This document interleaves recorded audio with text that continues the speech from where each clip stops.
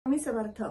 स्वामी कृपा ज्योतिषमध्ये मी भास्कराचार्य मंजुषा जोशी आपलं हार्दिक स्वागत करते आपल्या या युट्यूब चॅनलवरती.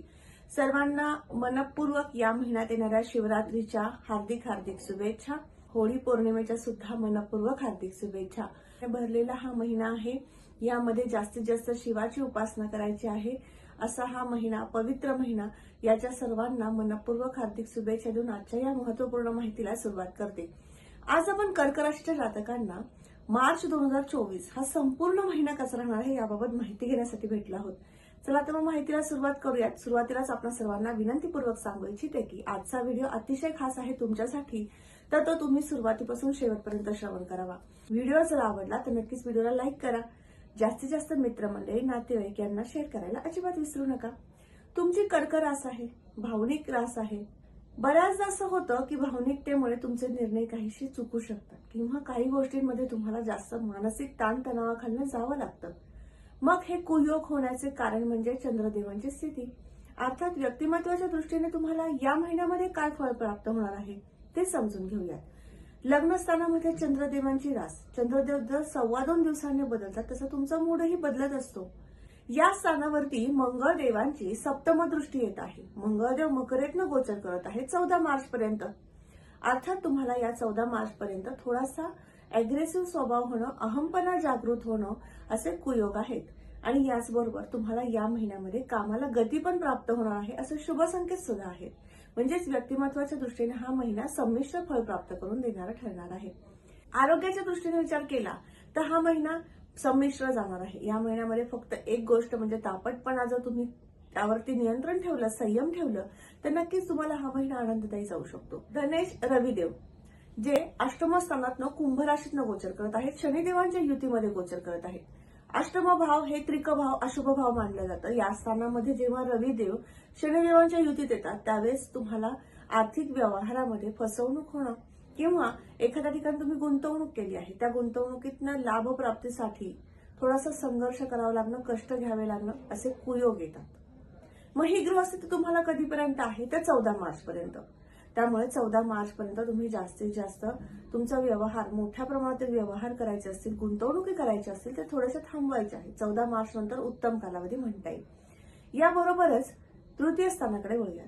राशीपत्रिकेतील तिसरं घर, ज्यावरनं पराक्रम, परिश्रम पाहिला जातो, कीर्ती, प्रसिद्धी पाहिली जाते, छोट्याखानी प्रवासाचे योग पाहिले जातात, तर नक्कीच या सर्व दृष्टीने विचार केला तर बुधदेवांची स्थिती पाहणं गरजेचं ठरतं. बुधदेव हे 7 मार्च पर्यंत कुंभेतनं गोचर करत आहेत. तदनंतर ते मीनेतनं गोचर करतील. अर्थात तुमच्या भाग्यस्थानातनं गोचर करतील.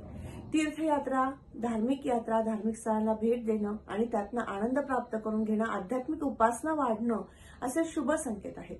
जरी बुधदेव मीन राशीतनं, नीच राशीतनं गोचर केले तर तुम्हाला हे सुफळ प्राप्त करून देतील. हे महत्वपूर्ण चांगले फळ प्राप्त करून देतील. एका गोष्टीमध्ये बुधदेवांचं तुम्हाला कृपा आशीर्वाद प्राप्त करून घेण्यासाठी उपासना करायची आहे. ती उपासना कोणती मी व्हिडिओच्या शेवटी सांगणारच आहे. ती म्हणजे कीर्ती, प्रसिद्धी प्राप्त करून देताना अडथळे निर्माण होणार आहेत. कारण बुधदेव हे राहुदेवांच्या युतीत येणार आहेत 7 मार्च नंतर.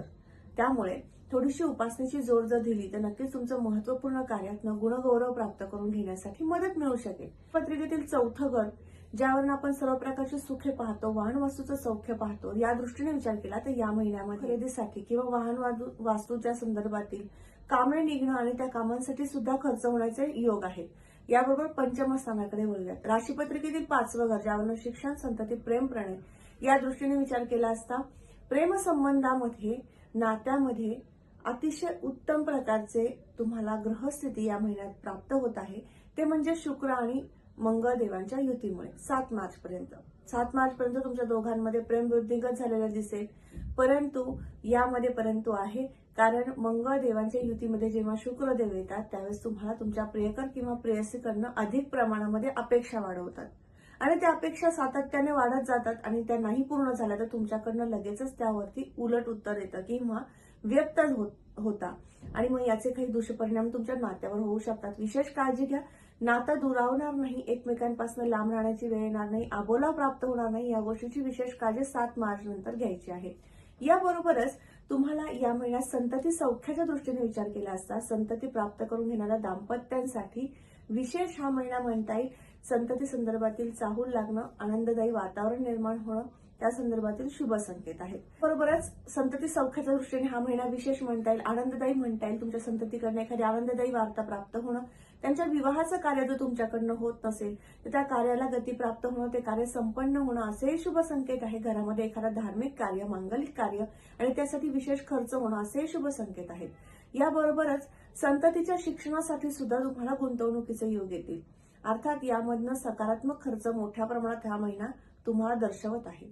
याबरोबरच शिक्षणाच्या दृष्टीने विचार केला असता आयटी क्षेत्रामध्ये, लॉ क्षेत्रामध्ये तुम्ही जर शिक्षण घेत असाल तर तुमच्यासाठी हा महिना विशेष म्हणता येईल. आनंददायी, उत्साही आणि त्याचबरोबर शिक्षणाची आवड निर्माण करून त्या शिक्षणातून मोठ्या प्रमाणात तुम्हाला लाभप्राप्तीकडे घेऊन जाणारा कालावधी हा महिना म्हणता येईल. याबरोबरच ज्यांचं मेडिकल क्षेत्रामध्ये शिक्षण सुरू आहे आणि कॉमर्स साईडने शिक्षण घेत आहेत अशांसाठी सुद्धा हा महिना विशेष म्हणता येईल 14 मार्च पर्यंत.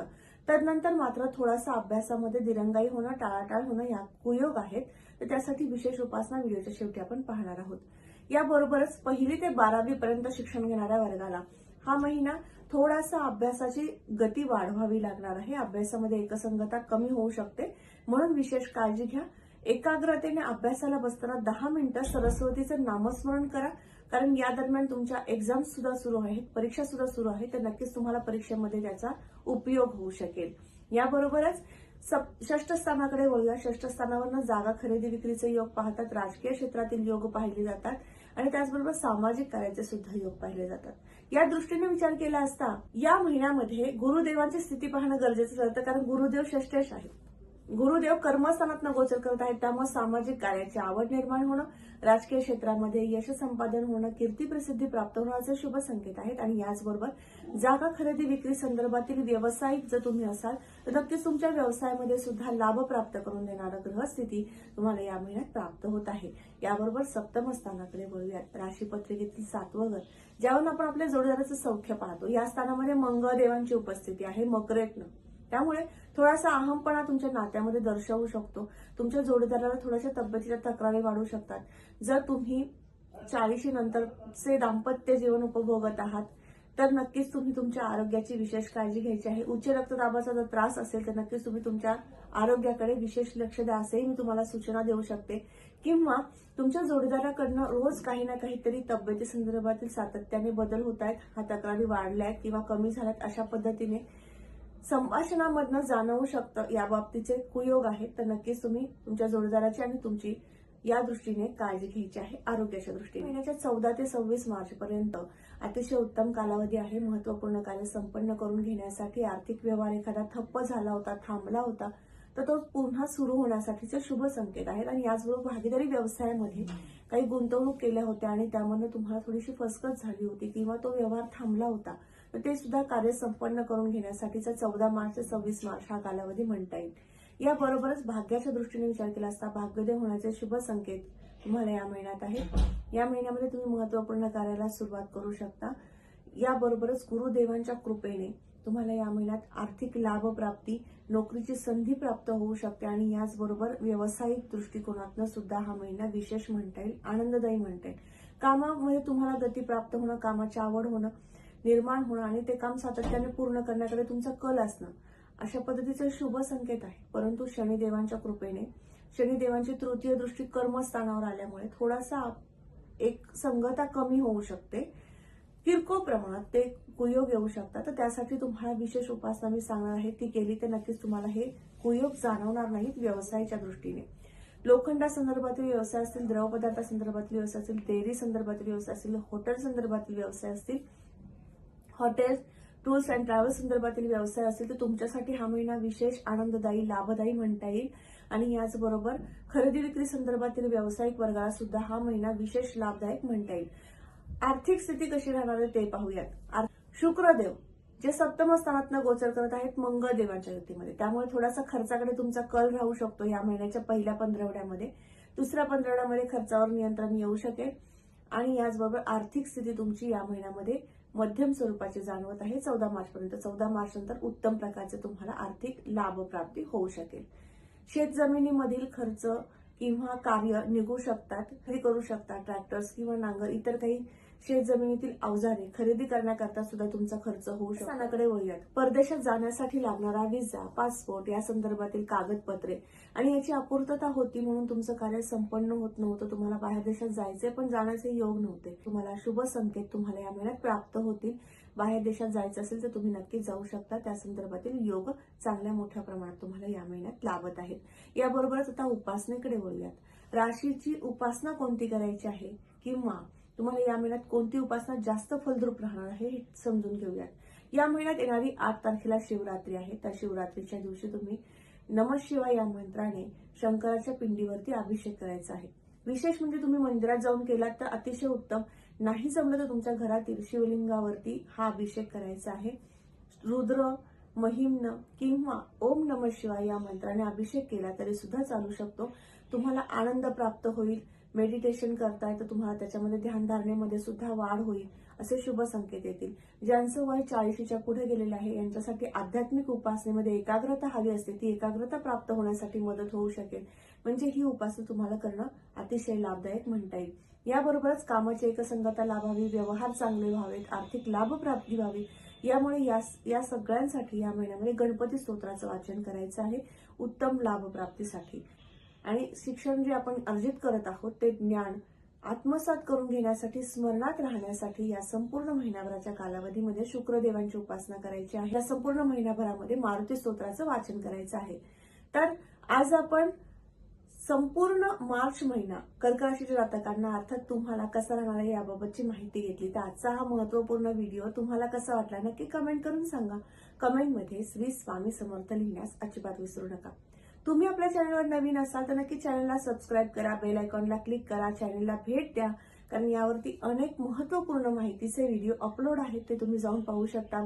याचबरोबर तुम्हाला तुमच्या दैनंदिन जीवनशैली व्यतीत करताना काही अडचणी आहेत, समस्या आहेत ज्यामध्ये मार्गदर्शनाची आवश्यकता वाटते, जसे शिक्षण योग, विवाह योग, सर्व्हिस व्यवसाय योग या संदर्भातील काही अडचणी आहेत, महत्वपूर्ण कार्य ठप्प झाले आहेत. तर त्याबद्दलची माहिती घ्यायची असेल तर तुम्ही मला नक्कीच संपर्क करू शकता. माझा संपर्क क्रमांक मी या व्हिडिओच्या डिस्क्रिप्शन बॉक्समध्ये तसंच स्क्रीनवर सुद्धा शेअर करत आहे. पुन्हा भेटूयात अशाच महत्वपूर्ण माहितीसोबत. तोपर्यंत आपली रजा घेते. श्री स्वामी समर्थ. जय जय स्वामी समर्थ. रामकृष्ण हरी.